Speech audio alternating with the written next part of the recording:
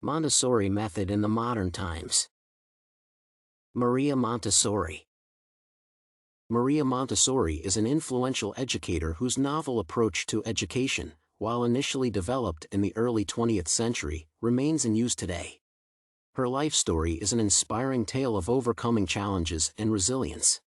The method of education she invented offers an alternative to traditional instructional principles.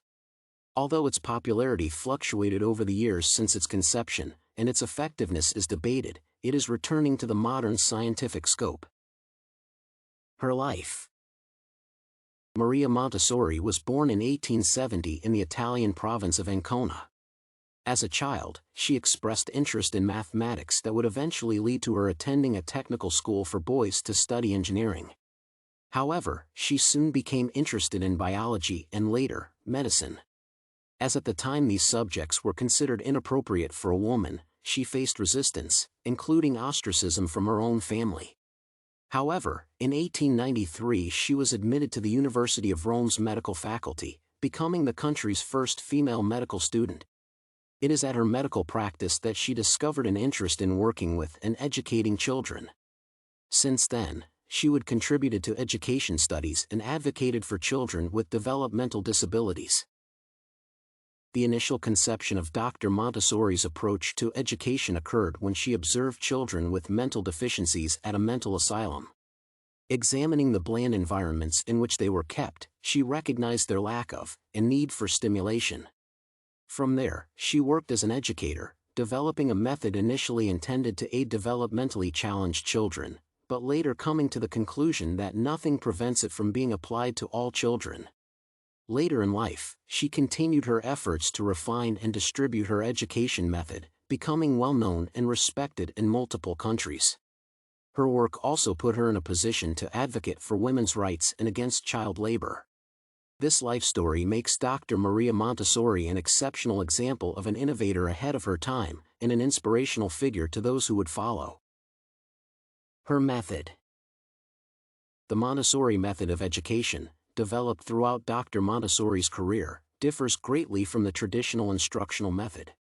In a lecture, she describes it as based on the phenomenon she terms polarization of attention, a child's ability to become fixated on an object and ignore distractions. She further posited that the child undergoes significant development through exploring objects in such a fixated state. Therefore, she concluded that if provided with objects that provoke this polarization, a child would be able to mature with little outside help or distractions. Further, she observed that finding such absorbing objects and activities, which were unique for each of them, children developed a spontaneous discipline. Her method, therefore, relies to a significant degree on the ability of the child to experience and discover the world for itself. Furthermore, she argued that adult intervention can have a significant deterring effect on a child's development. Thus, the Montessori method calls for the creation of environments that facilitate children's development and agency, and little guidance from adults.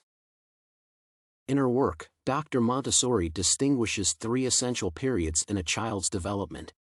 The first period is from birth to 6 years of age, the second lasts until 12, and the final period covers adolescence and ends around 18. She argued that it is the first period that is the most important for one's development, as that is when the child obtains its critical skills. Basic motion and language were developed during this period, and, as Montessori observes, they were developed without traditional instruction. She further explains that it is practical skills and experience are valued in adults, in contrast to the traditional model of education's emphasis on theoretical knowledge. She posits that within these broad age categories exist sensitive periods when a child is most receptive to a particular stimulus and, therefore, a particular type of development. This means that an educational environment for each of these periods should be created that facilitates this. Considering the factors described above, the Montessori method calls for the creation of a special learning environment. This environment includes teaching materials arranged in shelves and cupboards that are within reach of the children, and the freedom to interact with those that are interesting to the particular child.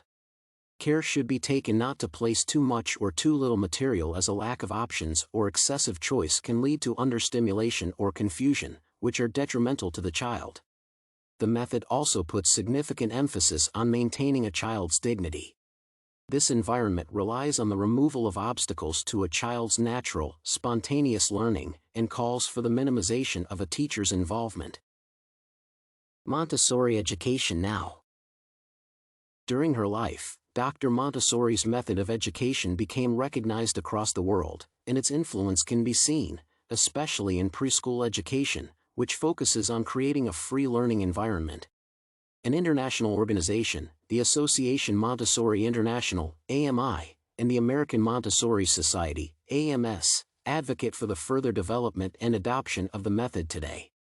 They offer specialized training in the method to educators and maintain schools that adhere to its principles. Despite the evidence in its favor, the Montessori method of education remains an alternative approach to education. Although it encourages independence, self-learning, and social interaction, it has been criticized for its lack of emphasis on collaboration, which can be detrimental in later education or the workforce. Furthermore, the looser structure of Montessori education limits its compatibility with the traditional approach, potentially leaving children unprepared for certain subjects. Finally, the method's reliance on specialized learning materials can make it expensive and, therefore, inaccessible to some families. These criticisms limit the method's applicability and must be addressed if it were to become more generally adopted. Conclusion. Dr. Maria Montessori is an exceptional individual whose novel approach to education has, in her lifetime, produced significantly positive results. Her method, informed by the recognition of a child's developmental and learning processes, emphasizes self-learning and independence through the creation of a learning environment and limited adult involvement in the learning process. While the method's influence can be seen in the design of children's spaces, it remains an alternative method of education, criticized for its limited compatibility with traditional education. Dr. Montessori's life, meanwhile, offers an inspiring tale of resilience, dedication, and strength.